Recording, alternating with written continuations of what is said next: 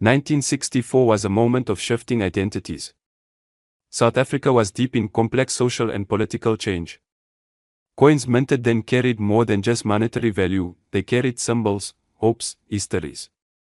This 1/2 cent coin is the descendant of earlier designs, yet it exists in a time when the world was watching, when collectors were paying attention, when minting practices and metal supplies were under pressures that impacted the quality and quantity of coins in circulation. When you look at one of these coins in fair condition, you will first notice the copper tone, a warmth that only develops with decades. If it has been well preserved, there may still be traces of original luster, those faint remnants of shine where the light catches the surface. The details on the reverse, the inscriptions, the relief, these can show sharpness in some specimens.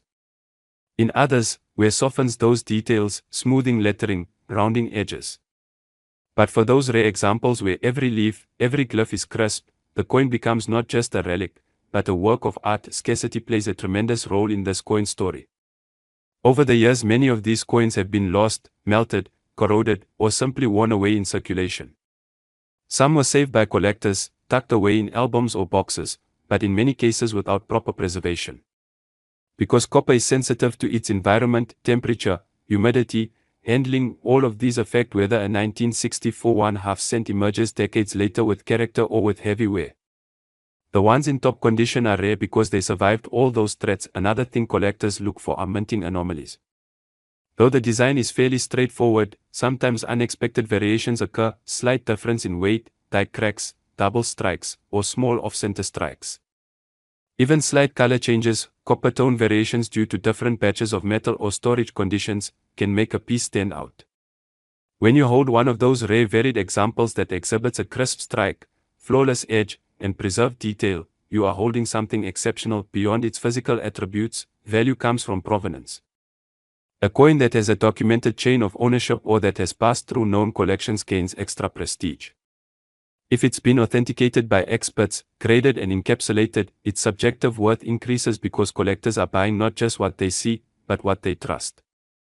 Certified specimens of this 1/2 cent 1964 from South Africa that have been judged mint or near mint fetch attention worldwide. Then there is historical meaning. 1964 in South Africa was a time when symbols mattered powerfully, when state identity, currency design and imagery represented more than decoration. Coins bore emblems, language, phrases tied to sovereignty, colonial legacies, governance. To own one of these coins is to hold a small piece of that history. It is to connect with a past that shaped economic policies, social divides, and national identity. Scholars, historians, collectors, they all see coins like this as touchstones. In the marketplace, demand comes from several directions. Numismatists who focus on African coinage have always sought examples from eras of transition. Those who specialize in Commonwealth coinage find this coin a meaningful entry because South Africa's coinage intersects British influences, local traditions, and evolving national identity. Then there are more general collectors who accumulate rare copper coins simply for their beauty and rarity.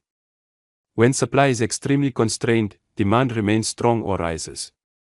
That kind of market pressure causes prices to climb. Condition is the decisive factor.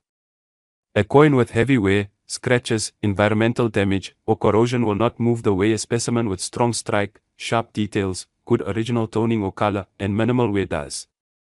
Even among well-preserved coins there is gradation. Among mint-state coins there are levels, and often coins graded at the very top receive speculative interest. Items of highest grade can become centerpieces of collections, shown in private display, auction catalogs, museums. Then the question arises, how is this coin valued today, in the context of auction records, rare sales, and collector expectations? Comparable coins have been exhibited, catalogued, traded. The most exceptional specimens, those preserved almost as if time had barely touched them, sometimes come to auction with hopeful estimates. Before that, experts examine condition, authenticity, rarity, demand, and historical importance. All those factors converge to create a price that might stagger those unfamiliar with rare coin collecting.